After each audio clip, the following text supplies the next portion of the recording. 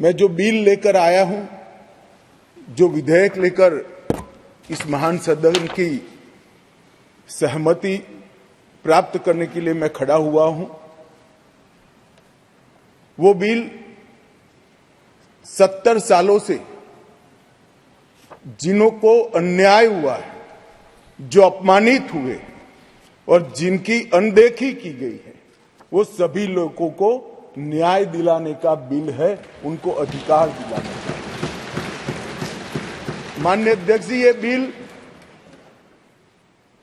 किसी भी समाज में जो डिप्राइव लोग होते हैं उनको आगे बढ़ाना चाहिए। ये भारतीय संविधान की मूल भावना है, परंतु उसके साथ साथ इसका सम्मान न कम हो, इस तरह से आगे बढ़ाना चाहिए। अधिकार देना और अधिकार सम्मान के साथ देना, दोनों में बड़ा फर्क है। इसलिए कमजोर और वंचित वर्ग के जगह अन्य पिछड़ा वर्ग, ये नामकरण बहुत महत्वपूर्ण है।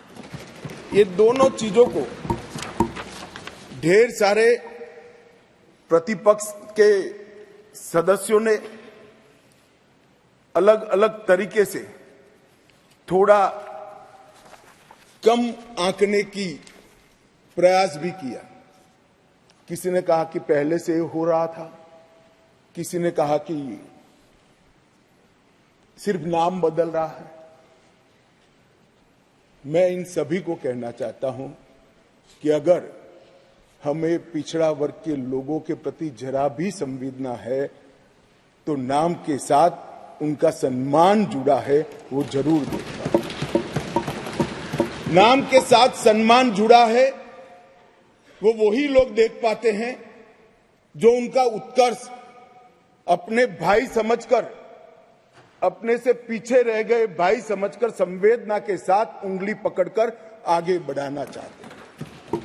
वो लोग इसका नाम नहीं समझ सकते जो इसका वोट बैंक के नाते उपयोग कर अच्छे लच्छेदार भाषण देकर राजनीति में वोट प्राप्त करने का जरिया और साधन समझते हैं। नरेंद्र मोदी जी ऐसे नेता हैं जो स्वयं एक गरीब से गरीब घर में जन्म लेकर आज देश के प्रधानमंत्री बने हैं। वो पिछड़ों का दर्द भी जानते हैं, वो गरीब का दर्द भी जानते हैं।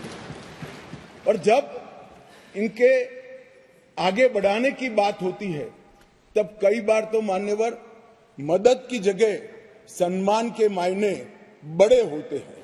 मदद से ज्यादा व्यक्ति का सम्मान उसके सेल्फ कॉन्फिडेंस को, उसके आत्मविश्वास को और उसके गौरव को सम्मानित करता है, बढ़ाता है, जो उसके जीवन में आगे बढ़ने का कारण होता है। मैं इसलिए कह रहा हूं कि ढेर सारे सदस्यों के भाषण मैंने सुने भी है, पढ़े भी है मेरी चैम्बर में। ये भाव सिर्फ नाम बदलने से क्या होता है वो समझाने के लिए मैं कह रहा हूं। मान्यवर, आज जो बिल लेकर आया हूं, ये बिल के बारे में मैं थोड़ी पृष्ठभूमि भी बताना चाहता हूं। जम्मू कश्मीर में हम सब जानते हैं, जब महाराजा हरि सिंह जी ने भारतीय संघ के साथ इनके विलय का निर्णय किया, उस वक्त से लेकर अब तक कई सारे उतार चढ़ाव हुए। 80 के दशक के बाद आतंकवाद का एक दौर भी आया और वो बड़ा भयावह दृश्य था।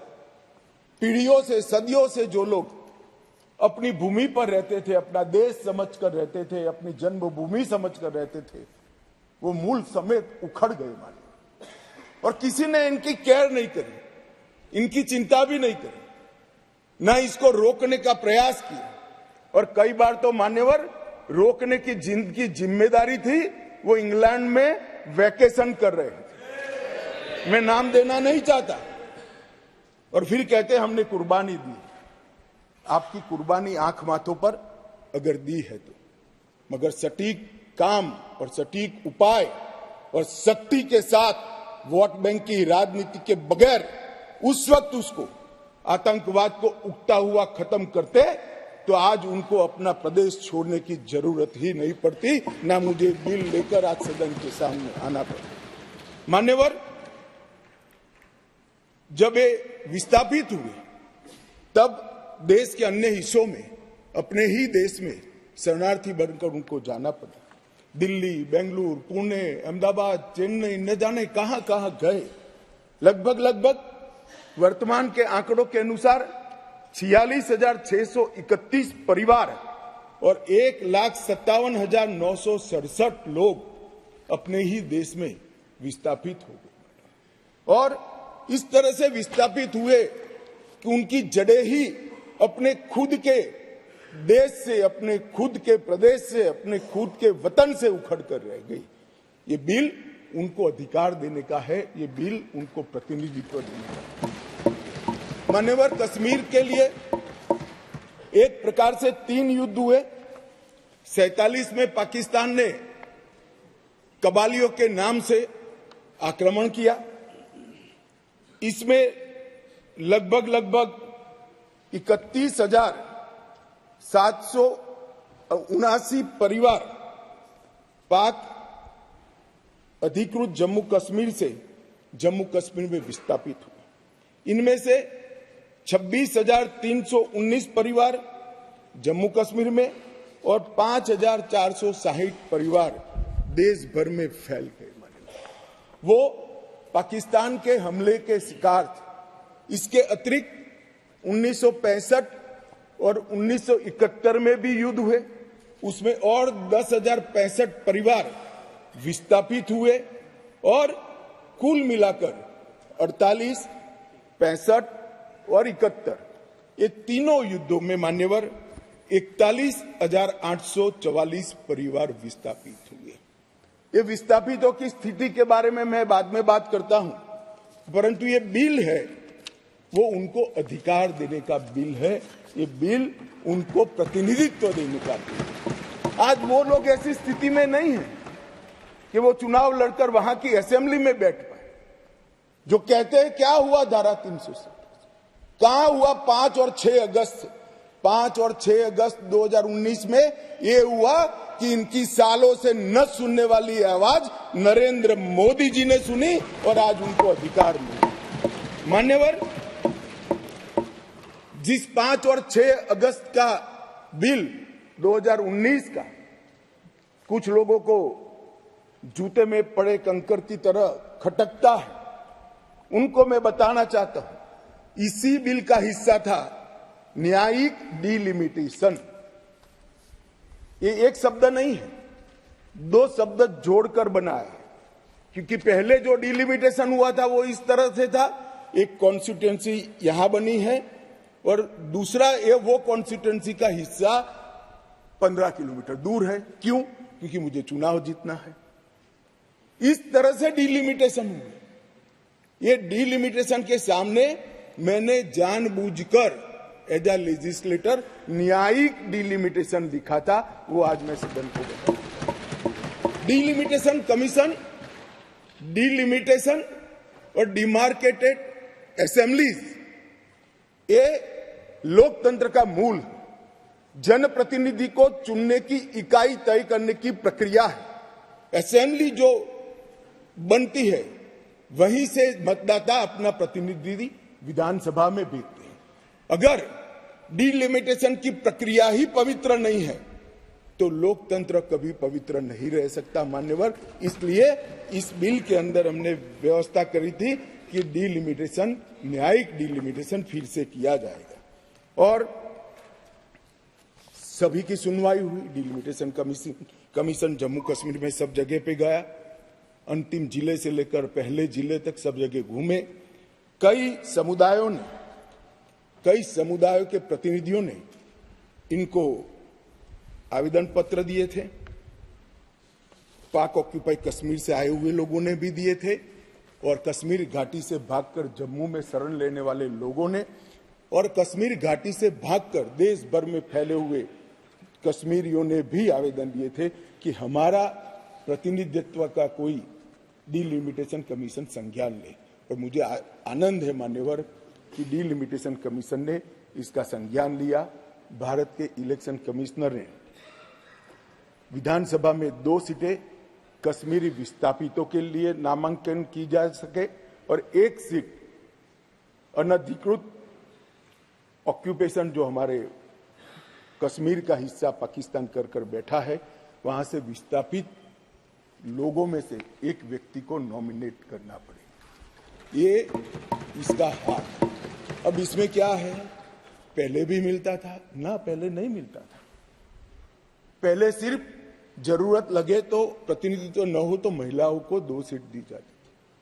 हमने 3 सीटें और अपॉइंट करने की डिलिमिटेशन कमीशन की जो सिफारिश है उसको बिल में परिवर्तन कर कानूनी जामा पहनाकर आज मैं इस महान सदन के सामने उपस्थित हुआ हूं। मान्यवर, इसमें से 2 सीटें कश्मीरी विस्थापितों के लिए होगी जो घाटी से विस्थापित हुए हैं, और 1 सीट पाक ऑक्यूपाई जम्मू कश्मीर के विस्थापित व्यक्तियों के लिए नामित की जाएगी। इसमें से एक महिला होना जरूरी है। इस प्रकार का एक कानूनी सुधार लेकर आज मैं यहां पर हुआ है। डिलिमिटेशन कमीशन के इतिहास में पहली बार 9 सीटें शेड्यूल्ड ट्राइब के लिए आरक्षित की गई है और एसटी के लिए 9 सीटें और अनुसूचित जाति और जनजाति के लिए 20 सीटों का आरक्षण की व्यवस्था करें। नई जो स्कीम बनी है उसमें जम्मू में पहले 37 सीटें थी, 37 सीटें थी। ये भी न्याय का सवाल है। जम्मू में पहले 37 सीटें थी, अब 43 हुई है, 43 हुई है। कश्मीर में पहले 46 थी, अब 47 हुई है। और पाक ऑक्यूपाई कश्मीर की 24 सीटें, क्योंकि वो हमारा है, हमने रिजर्व रखी है मान्यवर, 24 सीटों को। इस तरह से पहले 107 सीटें जम्मू कश्मीर विधानसभा में थी, अब 114 सीटें हुई है।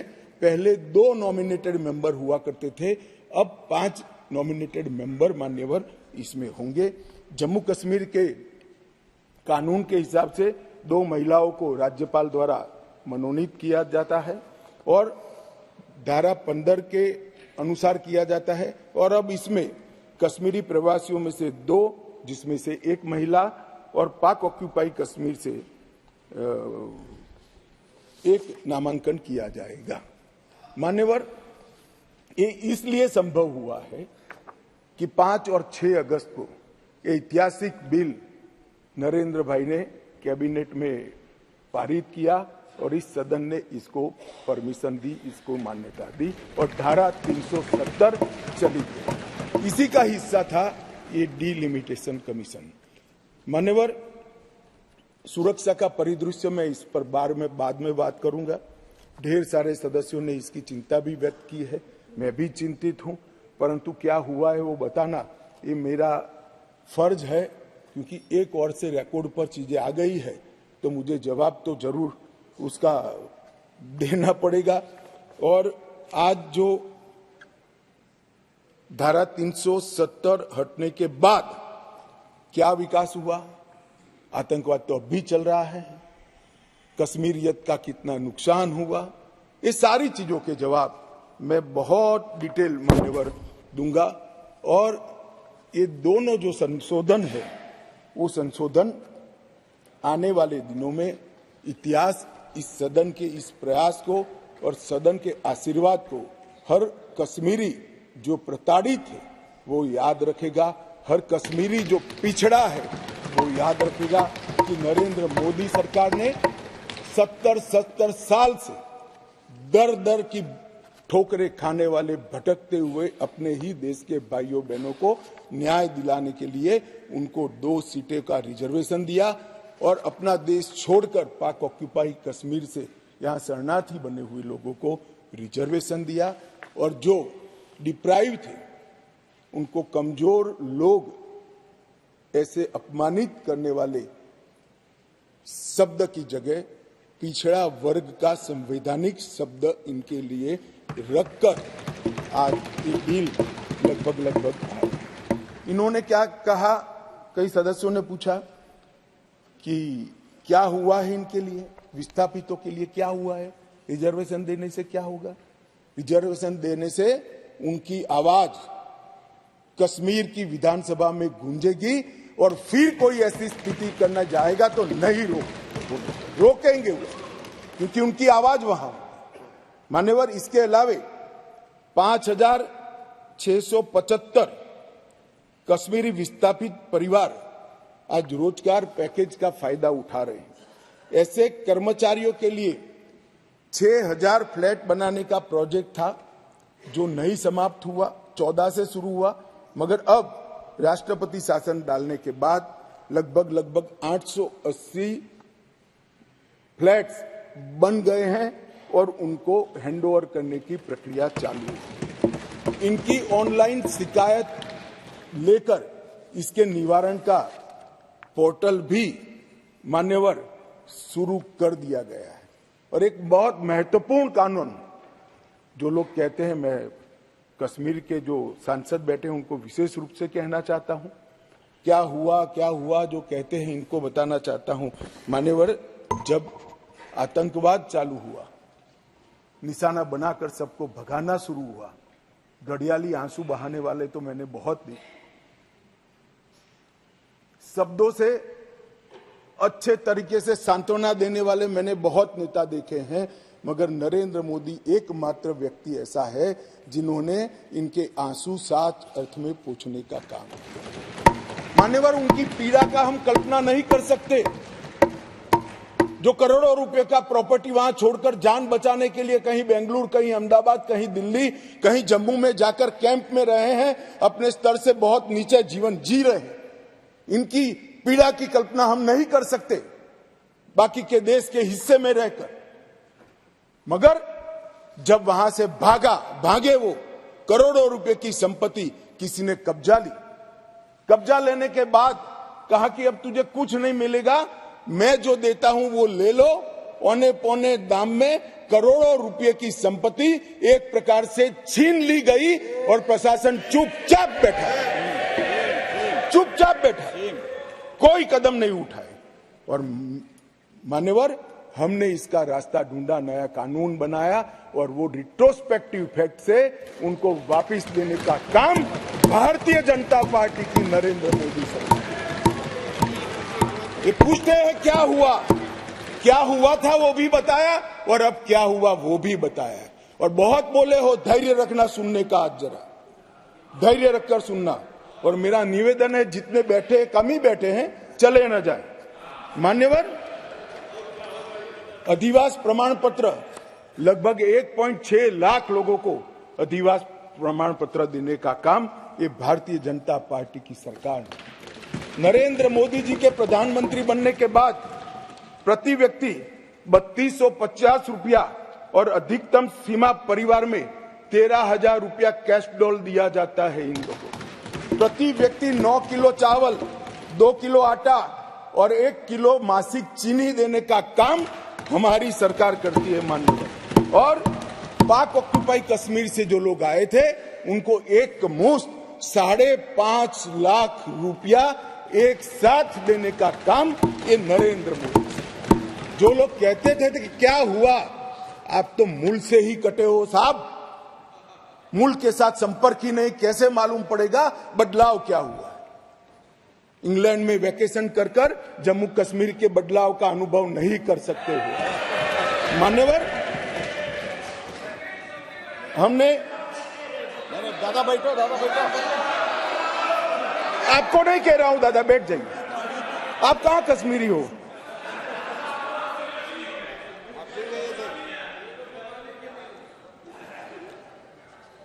मान्यवर, एक बैकवर्ड क्लास कमीशन बनाया गया। बहुत सहभागिता का अप्रोच बैकवर्ड क्लास कमीशन ने लिया। हितधारकों के साथ कई दौर का बैठक के किया। 198 प्रतिनिधि मंडल और 16,000 लोगों को की सुनवाई हुई। 750 दिन ये प्रक्रिया चली। सभी 20 डिस्ट्रिक्ट में जाकर ये सुनवाई की गई और लगभग 26,000 से ज्यादा पोस्ट में मिली हुई लिखित अर्जियों को भी संज्ञान में ले लिया गया। और जम्मू कश्मीर आरक्षण अधिनियम, इसके अंदर सुधार करने का अभी जो आया है उसमें से एक मूल तत्व, बाकी के 2 बिल तो ST department, schedule tribe department और पिछड़ा वर्ग डिपार्टमेंट लेकर आएंगे, मगर अभी एक तत्वतः फेरफार किया है, बदलाव किया है। जो मसूदी साहब कहते थे कि पहले भी था, हाँ था, पहले था, परंतु कमजोर वर्गों के लिए था। इसकी जगह संवैधानिक नाम अन्य पिछड़ा वर्ग देकर उनका सम्मान करने का काम नरेंद्र मोदी जी। यहां कांग्रेस के ढेर सारे मित्र बैकवर्ड क्लास करते हैं। कुछ नेता होते हैं जिनको हाथ में कुछ लिखकर पकड़ा लो तो 6 महीने नया कागज ना आए तब वही बोलते रहे बैकवर्ड क्लासेस। भाई पहले आपका इतिहास तो देखो। मान्यवर, मैं ऐतिहासिक सत्य के साथ इस सदन के अंदर स्टेटमेंट करने में झिझक नहीं रहा हूं कि बैकवर्ड क्लास का सबसे बड़ा विरोध और बैकवर्ड क्लास को रोकने का काम कोई एक पार्टी ने किया है तो कांग्रेस पार्टी ने किया है। मान्यवर, आज मैं पूछना चाहता हूं सदन की पवित्र सदन के अंदर खड़े रहकर, पिछड़ा वर्ग आयोग को 70 साल से संवैधानिक मान्यता नहीं दी जाती थी। क्यों नहीं दी जाती थी? क्यों उनको सम्मान नहीं मिलता था? जबकि संविधान का मैंडेट था, मगर नहीं दिया गया। नरेंद्र मोदी जी ने इसको संवैधानिक मान्यता देने का। मैं आज पूछना चाहता हूं इस सदन के अंदर जो आम सभाओं में बैकवर्ड क्लास कर घूमते हैं, मैं फिर से कहता हूं, उनको मालूम नहीं है इनकी पार्टी ने क्या किया है। किसने काका साहेब कालेकर कमीशन का रिपोर्ट रोक कर रखा, वो जवाब होना चाहिए। देश की जनता को मालूम पड़ना चाहिए। मंडल कमीशन के रिपोर्ट तक जब तक वो सत्ता के बाहर नहीं गए तब तक लागू नहीं हुआ, और बाद में लागू हुआ भी तो विपक्ष के नेता ए नाते स्वर्गीय राजीव गांधी ने इसका विरोध किया। मान्यवर, विरोध। और आज वो बैकवर्ड क्लास की बात कर रहे हैं। मान्यवर, वो लोग बैकवर्ड क्लास की बात कर रहे हैं। कभी भी सेंट्रल एडमिशन स्कीम के अंदर बैकवर्ड क्लास को रिजर्वेशन देने का काम कांग्रेस पार्टी ने कभी भी नहीं किया। केवल और केवल नरेंद्र मोदी जी के नेतृत्व में भारतीय जनता पार्टी ने किया। सैनिक स्कूलों में भी दिया जाता है, नीट के अंदर भी दिया जाता है, और सेंट्रल स्कूल्स के अंदर भी पिछड़ा वर्ग के बच्चों को सम्मान के साथ पढ़ने की व्यवस्था ये भारतीय जनता पार्टी की सरकार ने। मान्यवर, अब आप इनको बिठा दीजिए।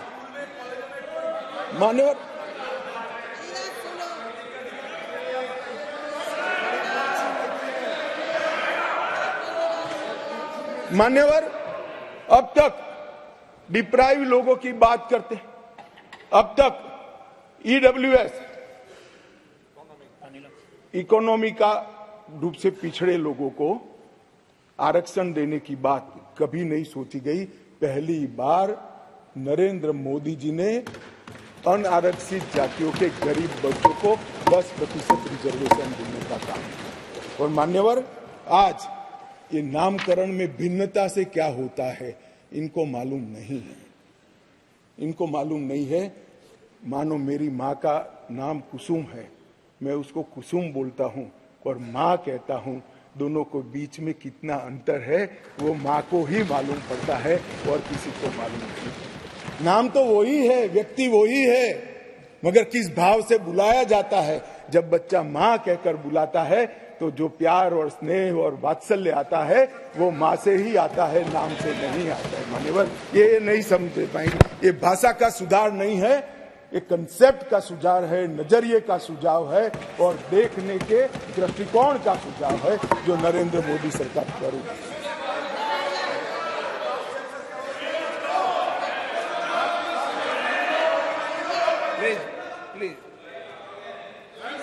अरे यार अधीर रंजन, मैं एक बात कहता था कि एक नेता लिखा हुआ पढ़ते ही रहते पढ़ते, तुम भी वो स्क्रिप्ट पढ़ने लगे यार। ऐसा मत करो यार अधीर रंजन जी, ऐसा मत करिए। आप माननीय विपक्ष के नेता है, मैं जरा भी पढ़।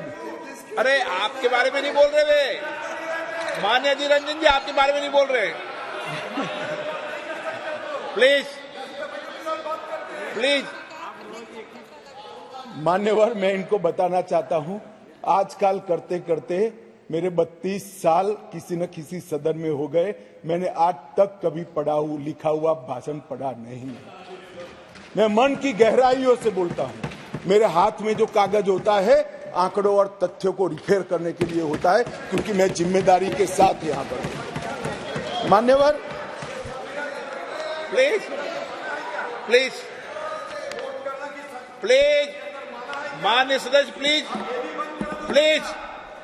मान्यवर, ये विधेयक नरेंद्र मोदी सरकार ने, देश के प्रधानमंत्री नरेंद्र मोदी जी ने देश में लाए हुए सैकड़ों सकारात्मक और परिवर्तनकारी प्रगतिशील परिवर्तनों की कड़ी में एक और मोती जोड़ने का काम ये विधेयक करेगा, और इसलिए मैं आज इस सदन के आशीर्वाद मांगने आया हूं। मान्यवर, कुछ सदस्यों ने बात के अंदर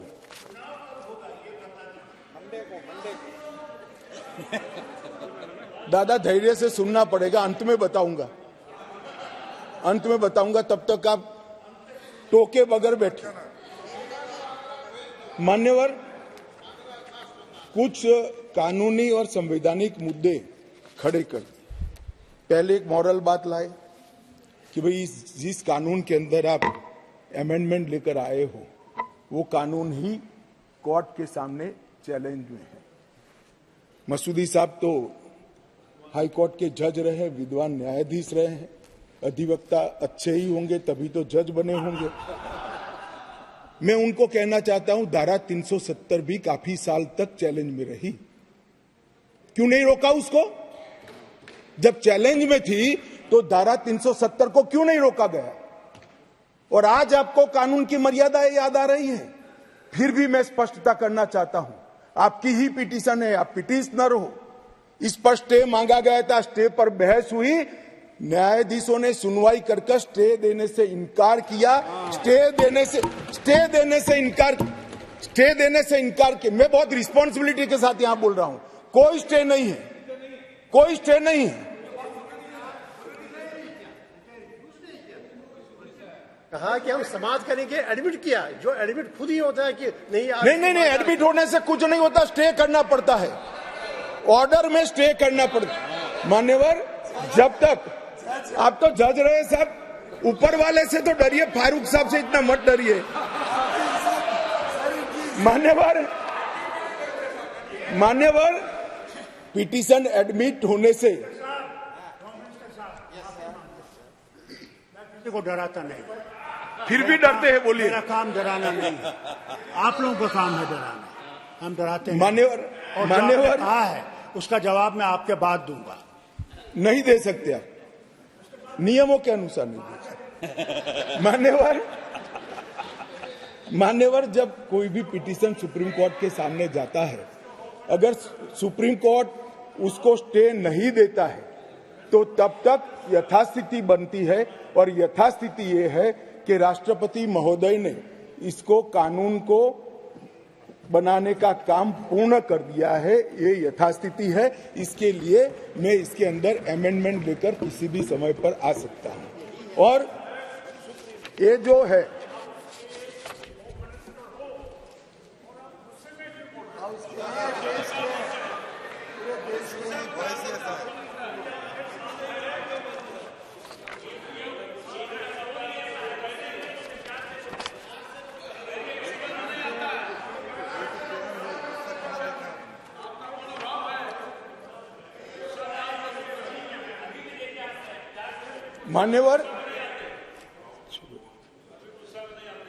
मान्यवर, उसके बाद कहा गया मनीष तिवारी जी के द्वारा कि अनुच्छेद 3 में कहीं पर भी यूटी का प्रावधान नहीं है। अब मैं मान्यवर, कोई कंफ्यूजन नहीं रहना चाहिए, बहुत बड़ी बात माननीय सदस्य ने करी है। मैं अनुच्छेद 3 इस सदन में पढ़ना चाहता हूं। नए राज्यों का निर्माण और वर्तमान राज्यों के क्षेत्रों, सीमाओं या नामों में परिवर्तन, ये अनुच्छेद का मूल चीज है। इसके अंदर आगे क किसी राज्य में उसका राज्य क्षेत्र अलग करने अथवा 2 या अधिक राज्यों को या राज्यों के भागों को मिलाकर अथवा किसी राज्य क्षेत्र को किसी राज्य के भाग के साथ मिलाकर नए राज्य का निर्माण देश की संसद कर पाएगी। अब इन्होंने कहा यूटी नहीं है, यूटी का इसमें प्रोविजन नहीं है, मगर शायद उन्होंने पूरा पढ़ा नहीं या जानबूझकर आगे उन्होंने सदन को बताया नहीं। इसी के नीचे आर्टिकल 3 के नीचे ही स्पष्टीकरण है। इस अनुच्छेद के खंड क से ड में जिसमें सारी चीजें आता है, राज्य के अंतर्गत संघ राज्य क्षेत्र समाहित है। तो वहां पर राज्य मीन्स संघ राज्य क्षेत्र अपने आप हो जाता है। तो ये इनको मैं मनीष जी को थोड़ा स्पष्टता करना चाहता हूं कि इतना बड़ा गैरकानूनी काम कम से कम नरेंद्र मोदी सरकार नहीं कर सकती। ये कोई इंदिरा गांधी की सरकार नहीं है जो इस प्रकार के कानून लेकर आए। भाई अभी बहस नहीं हो सकती, बाद में मैं आपको सवाल, मैं बाद में आपको मौका दूंगा क्वेश्चन पूछने का। अभी बैठ जाइए, मैं बाद में आपको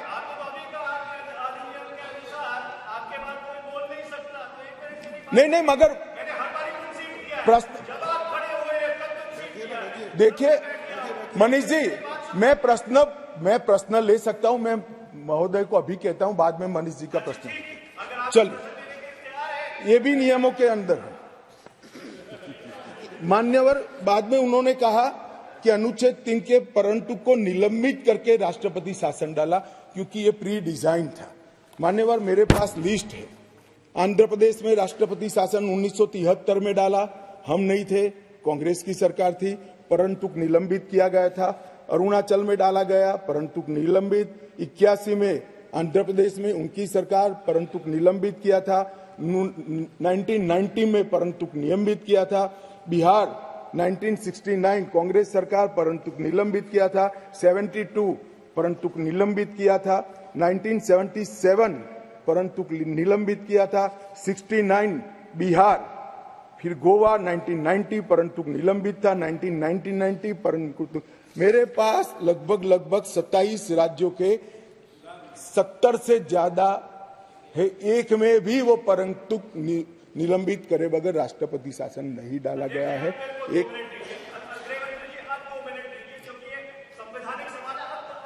एक मिनट मानिए, ऐसे टाइम तो मैं दूंगा ना, प्लीज। मान्यवर, मैंने कहा उनको मैं जवाब सवाल पूछने दूंगा, वो क्यों इतने विचलित हो रहे हैं?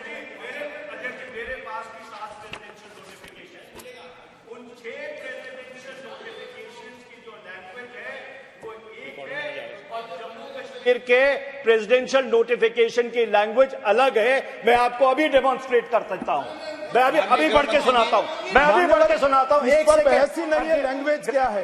इस बहस इस पर है कि अनुच्छेद 3 के परंतु को, जिसमें असेंबली का पावर यहां पर आता है, उसको निलंबित किया गया है या नहीं किया। एक लिमिटेड क्वेश्चन पर हम है, कहां है बात ही खड़ी होती है। नो, माननीय अध्यक्ष जी, मुझे संरक्षण दीजिए, ऐसे नहीं हो सकता बिल का जवाब। नो, माननीय गृह मंत्री जी, आपका रिकॉर्ड भी नहीं जा रहा है, इससे माननीय गृह मंत्री जी। मान्यवर, आप प्लीज मुझे व्यवस्था दीजिए, ऐसे बिल का जवाब नहीं दिया जा सकता, ऐसे महत्वपूर्ण बिल का। एक मिनट। नो, माननीय, मैंने आपको कहा आपको सवाल पूछने का मौका दूंगा, प्लीज माननीय गृह मंत्री जी।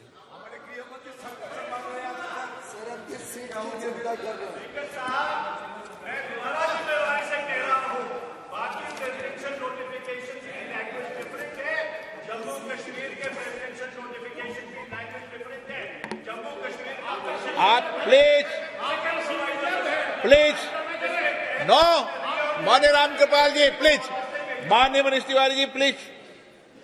मान्यवर, ढेर सारे सदस्यों ने जम्मू कश्मीर में आतंकवाद की चिंता का जिक्र किया। वो चिंतित भी थे, अच्छी बात है, चिंता हो रही है, होनी भी चाहिए, सभी को होनी चाहिए। उन्होंने सीधा सीधा इसको आर्टिकल 370 को निरस्त करने से जोड़ा। उन्होंने क्या क्या हुआ, अब भी आतंकवाद चल रहा है। उन्होंने क्या हुआ, अभी कुछ दिन पहले सेना के कुछ जवान शहीद हो गए। ऑफिसर प्लीज, ऑफिसर जवान शहीद हो गए, कुछ घटनाएं भी हुई। मान्यवर, किसी ने भी नहीं कहा था कि आर्टिकल 370 जाने के बाद कश्मीर में आतंकवाद समाप्त हो जाएगा। सुनिए ना, सुनिए, अरे भाई सुनो ना, मैंने कहा था आतंकवाद का मूल आर्टिकल 370 के कारण खड़ा हुआ अलगाववाद की भावना है। आर्टिकल 370 जाने से अलगाववाद में बहुत बड़ी कमी आने वाली है और इसके कारण आतंकवादी भावनाओं में कमी आएगी। रिकॉर्ड की बात है भाई अधीनंदन जी। अब मैं बताता हूं मान्यवर, 1994 से 2004, इसमें शासन पर मैं नहीं जा रहा, कालखंड बोल रहा हूं, कई शासन आए हैं। टोटल आतंकवाद की कुल घटनाएं 40,164 हुई। छोटी छोटी घटनाएं भी है, कुछ बड़ी भी है। 2004 से 14 मनमोहन सिंह सोनिया जी के शासन का समय आतंकवाद की घटनाएं 7,217 हुई, 7,270। और नरेंद्र मोदी सरकार में 14 से 23 तक सिर्फ 2,000 हुई, 70% की कमी आई।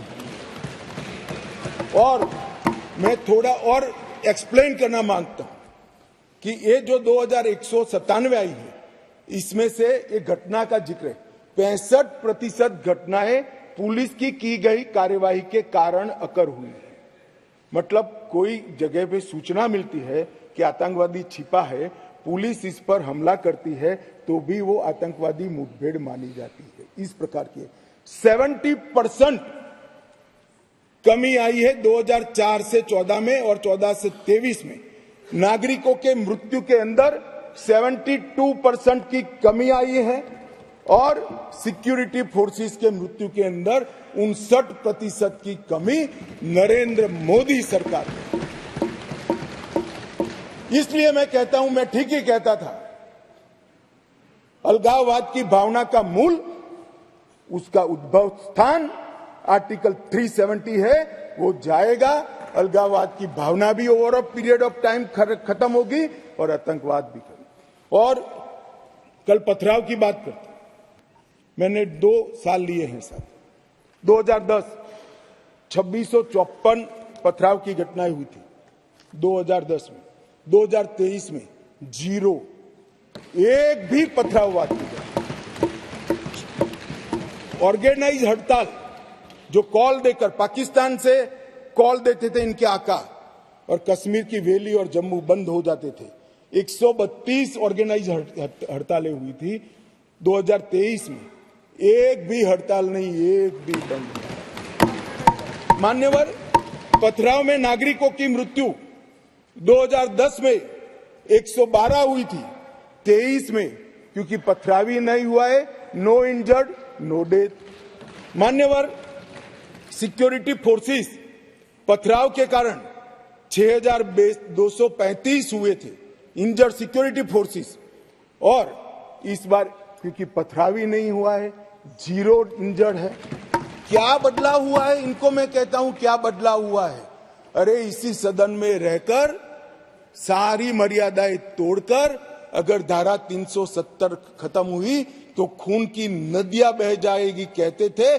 खून की नदियां छोड़ो, कंकड़ चलाने की हिम्मत नहीं है किसी की। इस तरह की व्यवस्था भारतीय जनता पार्टी की सरकार। और मान्यवर, सीज फायर के वायोलेशन की घटना 2010 में 1 साल में 70, 2023 में 2, घुसपैठ 2010 में 489, 2023 में सिर्फ 48। आतंकवादी मारे गए 112 मारे गए थे, कुल मिलाकर एवरेज निकाल दे तो 278 आतंकवादी मारे गए हैं। मान्यवर, वापिस लौट गए, पहले 18 वापिस लौटे थे, अब 281 वापिस लौट गए। पाकिस्तान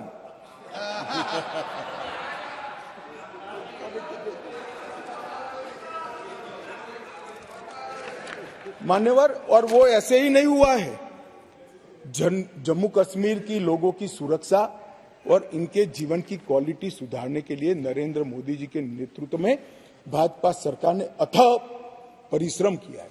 मान्यवर, गृह मंत्रालय हर माह यहां पर सिक्योरिटी रिव्यू करता है और हर 3 माह में मैं वहां जाकर सिक्योरिटी रिव्यू करता हूं। मान्यवर, एक जीरो टेरर प्लान बनाया गया है जिसको हमने इम्प्लीमेंटेशन में लाया है। 3 साल से वो प्लान एक्शन में है। मुझे पूरा भरोसा है मान्यवर कि 24 के बाद फिर से मोदी जी आने वाले हैं। 26 आते आते जीरो टेरर प्लान 100% इम्प्लीमेंट होगा। मान्यवर, इसके साथ साथ कंप्लीट एरिया डोमिनेशन का प्लान बनाया है, वो भी 2026 तक समाप्त हो जाएगा। और पहले सिर्फ टेररिस्टों को मारते थे, हमने इसकी इकोसिस्टम को खत्म किया है। इसके साथ साथ टेरर फाइनेंस पर इकोसिस्टम को खत्म करने के लिए केस किए। एनआईए ने 32 केस किए, जिसमें कुछ पार्टियां बड़ा अरण्य रुदन कर रही है, हाय तौबा कर रही है। क्यों केस हो रहे हैं? क्यों इसलिए केस हो रहे हैं कि पाकिस्तान से पैसा आ रहा है, ये परमिटेड नहीं है, ये नरेंद्र मोदी सरकार है, ये नहीं चाहिए। एनआईए द्वारा 32 केस हुए, एसआईए द्वारा 51 केस हुए, 83 केस टेरर फंडिंग और फाइनेंस के हुए हैं। लगभग 229 अरेस्ट हुए हैं।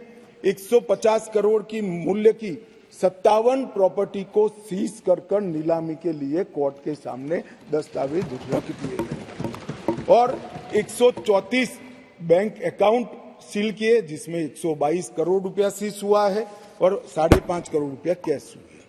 और मान्यवर कहते थे क्या फर्क पड़ा है? अब्दुल्ला साहब बैठे थे। अब्दुल्ला साहब, आप जब मुख्यमंत्री पद छोड़े तब से लेकर मोदी जी प्रधानमंत्री बने तब तक 19 तक जम्मू कश्मीर में थिएटर नहीं चलते थे। पूरे देश को मालूम ही नहीं है, जम्मू कश्मीर में थिएटर नहीं चलते थे। धारा 370 खत्म होने के बाद 2021 में जम्मू कश्मीर में पहला थिएटर शुरू हुआ। 30 साल के बाद क्या परिवर्तन हुआ है पूछते हैं, इसलिए मैं कह रहा हूं कि यह परिवर्तन हुआ है। श्रीनगर में एक मल्टीप्लेक्स बना, पुलवामा, शोपिया, बारामूला, हंदवाड़ा 4 नए थिएटर खुले। 100 से अधिक फिल्मों की शूटिंग शुरू हो गई। जो फारूक साहब ने अंतिम देखा होगा, बाद में नहीं देखा होगा किसी ने, अब शूटिंग शुरू हो गई है। और लगभग 100 मूवी थिएटरों के लिए बैंक लोन के प्रस्ताव आज बैंक में पेंडिंग। ये मान्यवर इंडिकेटर है, थिएटर खोलने की स्थिति ही नहीं थी। क्यों बंद करने पड़े थे मुझे बताओ ना। ऐसा तो है नहीं कि जम्मू कश्मीर में कोई थिएटर पिक्चर देखना नहीं चाहता है, आराम से देखे जाते थे, मगर बंद करने पड़े थे। मान्यवर, लगभग कहते थे कि क्या हुआ था कि 370 खत्म करना पड़ा। 45,000 लोगों की मृत्यु हुई है और मैं मानता हूं ये 45,000 लोगों की मृत्यु की जिम्मेदार ये धारा 370 थी, जो नरेंद्र मोदी ने उखाड़ कर फेंक दिया। मान्यवर, ढेर सारे परिवर्तन जो पूछते हैं क्या हुआ, मैं इसका जवाब देने के लिए खड़ा हूं। मान्यवर, जम्मू कश्मीर और लद्दाख को पहले एक अलग संविधान, अलग ध्वज और एक जमाने में अलग राजधानी, 2 राजधानियां हुआ करती थी। श्यामा प्रसाद मुखर्जी जी ने जिस उद्देश्य के लिए जान दी थी, कुछ सदस्यों ने इसको पॉलिटिकल नारा कहा। ये पॉलिटिकल नारा नहीं है, ये देश की इच्छा थी। इस देश में 2 संविधान न हो, 2 प्रधानमंत्री न हो और 2 झंडे न हो। देश का झंडा, देश का निशान एक ही होना चाहिए, एक ही निशान के तले पूरा देश है। और कुछ सदस्यों ने कहा हमसे वादा किया गया था। वादा किससे किया था? अंग्रेजों ने जो स्कीम बनाई थी आजादी के वक्त, कांग्रेस ने जिस स्कीम को अप्रूव किया, उसमें पूरा अधिकार महाराजा का था। देश भर में कहीं तो पब्लिक को नहीं पूछा गया। क्यों जम्मू कश्मीर में पूछना? और मैं वादे की भी बात करता हूं। चलो मान लेते हैं हमारे संविधान निर्माताओं ने वादा किया था, मगर आप आधा अधूरा पढ़ते हो इसलिए कंफ्यूजन होता है। इसके अंदर आर्टिकल 370 के अंदर ऊपर टेम्पररी प्रोविजन लिखा गया है। टेम्पररी का मतलब क्या होता है? आजीवन अधिकार हो गया ना जी, कब का जाना चाहिए था, हिम्मत नहीं थी, नरेंद्र मोदी जी ने हिम्मत करी और धारा 370 को समाप्त। कोई वादा खिलाफी नहीं है। एक स्पिरिट जो संविधान का था कि आर्टिकल 370 टेम्पररी है, ये टेम्पररी का दिन ही नहीं आता था। मोदी जी ने 5 अगस्त को वो दिन ला दिया और टेम्पररी था वो चला गया। मान्यवर, पहली बार कश्मीरी, डोगरी, हिंदी और अंग्रेजी और उर्दू को राज्य की आधिकारिक भाषाएं बनाई। मान्यवर, राइट टू एजुकेशन एक्ट पहली बार, उसकी चर्चा होगी तब बताऊंगा, बैठ जाइए। भूमि अधिग्रहण और मुआवजे का कानून, forest right act, SC ST prevention atrocity act, whistle blower protection act, juvenile justice act और अल्पसंख्यक आयोग अधिनियम 1992 ये रोक कर रखे थे, वो अब लागू हो गए। असेंबली वहां की 6 साल की बनाकर रखी थी, अब वो भी 5 साल की हो गई और बड़े बदलाव हुए। मान्यवर, मैं आज कहना चाहता हूं, हम भी गए थे लाल चौक पर तिरंगा फहराने के लिए, रोक दिया था मोदी जी और हमारे उस वक्त के अध्यक्ष मुरली मनोहर जी गए और लाल चौक में तिरंगा फहराया था। मान्यवर, तिरंगा फहराने के लिए जद्दोजहद करनी पड़ती थी। आज हर घर तिरंगा, घाटी का एक भी घर ऐसा नहीं था जहां पर तिरंगा न फहरा। मान्यवर, ये बदलाव आज लाल चौक में सारे धर्म के त्योहारों को रंग चंग के साथ मनाया जाता है और सारे धर्म के लोग पार्टिसिपेट करते हैं। बंधारण संविधान की स्पिरिट को अब नीचे उतारा गया है। ये जो पूछते हैं क्या हुआ क्या हुआ क्या हुआ, मैं उनको जवाब देना चाहता हूं। मान्यवर, मैं उनको जवाब देना चाहता हूं, जब आर्टिकल 370 गया उसके पहले GSDP 1 लाख करोड़ था, सिर्फ 1 लाख करोड़। आज 2,27,927 करोड़ GSDP, सिर्फ 5 साल में डबल। रोजगारी ढेर सारी बढ़ी। पहले 94 डिग्री कॉलेज थे मसूदी साहब, अब 147 हो गई। IIT, IIM और 2 एम्स, सबसे पहला राज्य ऐसा है जहां 2 एम्स दिए गए, वो हमारा जम्मू कश्मीर। मेडिकल कॉलेज पहले 4 थे 70 साल में, 7 नए मेडिकल कॉलेज बनाए गए, 15 नर्सिस कॉलेज बनाए गए। मेडिकल सीट 500 थी, अब नई 800 सीटें जोड़ने का काम आर्टिकल 370 जाने के बाद हुआ है। 367 PG की सीटें थी, उसमें नई 397 सीटें जोड़ने का काम नरेंद्र मोदी सरकार ने किया है। और लगभग मिड डे मील 6 लाख लोगों को मिलता था, अब 9,13,000 लोगों को मान्यवर मिड डे मील मिलता है। प्रधानमंत्री ग्राम सड़क योजना की एवरेज 158 किलोमीटर थी, अब 8,068 किलोमीटर प्रति साल हो गई। क्या हुआ है जो पूछते हैं, इनको मैं बताता हूं। मैं देता हूं जवाब।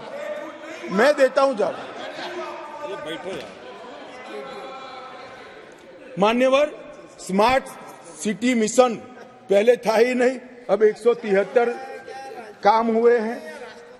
प्रधानमंत्री आवास योजना में 70 साल में 24,000 घर दिए गए थे, ये 5 साल में 1,45,000 लोगों को घर देने का काम नरेंद्र मोदी सरकार। 75 साल में 4 पीढ़ियों ने 7,82,000 लोगों को पीने का पानी पहुंचा चुके थे, अब नए 13 लाख परिवारों को पीने का पानी पहुंचाने का काम नरेंद्र मोदी सरकार ने किया। मान्यवर, शिशु मृत्यु दर 22 थी, वो कम होकर 14.30 पर लाने का काम नरेंद्र मोदी सरकार ने किया है। और लगभग 47 जन औषधि केंद्र थे, इसकी जगह 227 जन औषधि केंद्रों पर आज सस्ती दवाइयां वहां पर 5 साल में मिल रही। मान्यवर, स्पोर्ट्स में युवाओं की भागीदारी 2 लाख से बढ़कर 60 लाख तक पहुंची है, क्योंकि अब खेल हो सकते हैं। मान्यवर, पेंशन के लाभार्थी में 6 लाख से 10 लाख तक पहुंचे हैं। ये सारा परिवर्तन केवल और केवल नरेंद्र मोदी सरकार ने आर्टिकल 370 जाने के बाद किया है। माननीय प्रधानमंत्री जी ने 2014 में 80,000 करोड़ की लागत से 63 परियोजना जो अब तक 70 साल तक कश्मीर को इग्नोर किया गया और समग्रता से कश्मीर के विकास के लिए बिजली, इंफ्रास्ट्रक्चर के प्रोजेक्ट, इरिगेशन, एजुकेशन, मेडिकल सुविधाएं, ये सभी चीजों को समाहित करती हुई 63 परियोजना 80,000 करोड़ की लागत से बनाई।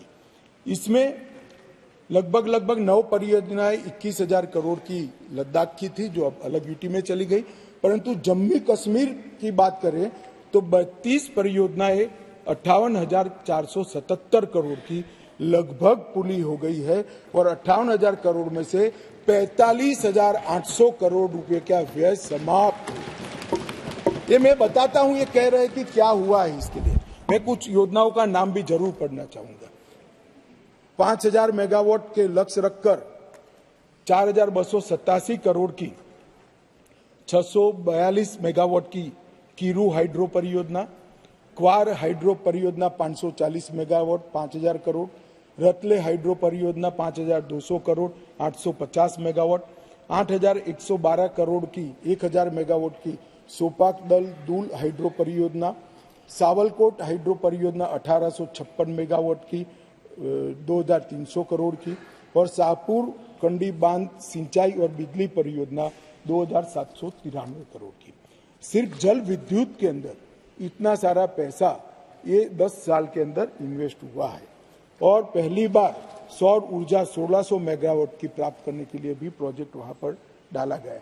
38 ग्रिड स्टेशनों का निर्माण हुआ, 467 किलोमीटर नई ट्रांसमिशन की लाइनें बिछाई गई, 266 उप स्टेशनों को बनाया गया और 11,000 सर्किट किलोमीटर की HT और LT लाइनों को बिछाने का काम नरेंद्र मोदी सरकार ने किया है। सिंचाई का जहां तक सवाल है, 62 करोड़ की रावी नहर योजना पूरी कर ली गई, 45 करोड़ का टसर चलन 3 त्राल सिंचाई योजना का पूरा किया गया। झेलम और सहायक नदियों के बाढ़ प्रबंधन के लिए 399 करोड़ के तीसरे चरण का काम पूरा हो गया।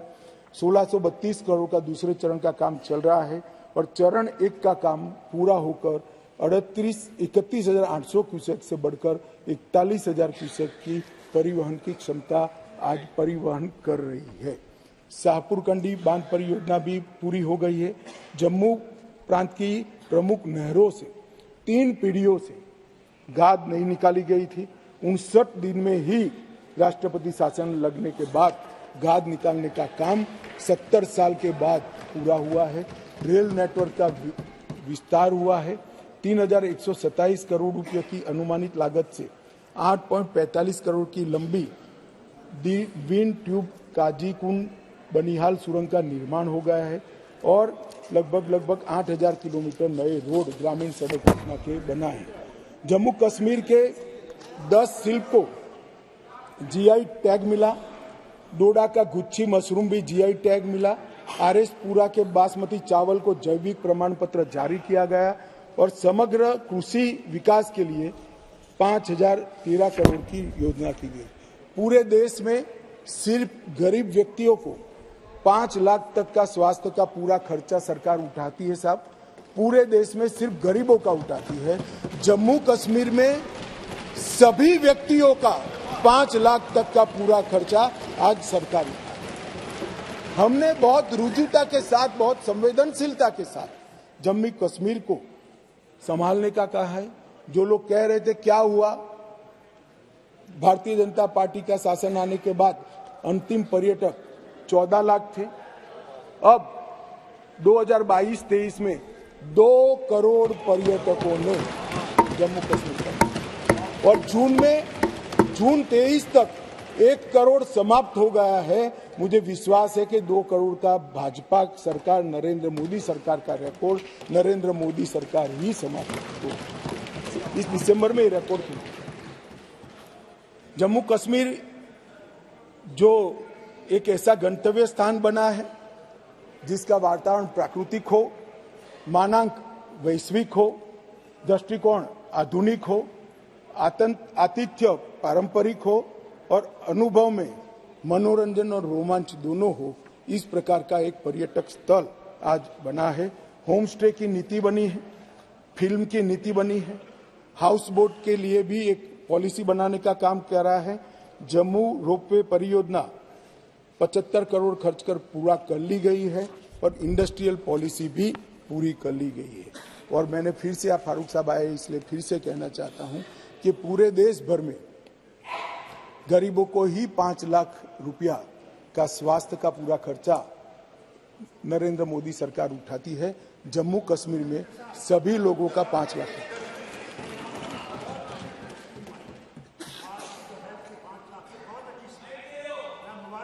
धन्यवाद। धन्यवाद साहब, धन्यवाद।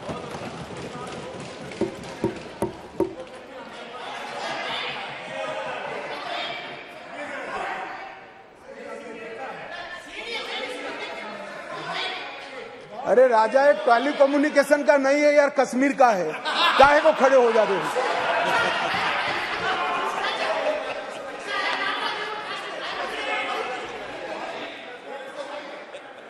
They are refusing to take it because they say हमें पैसा इसकी तरफ देख के मेहरबानी कर।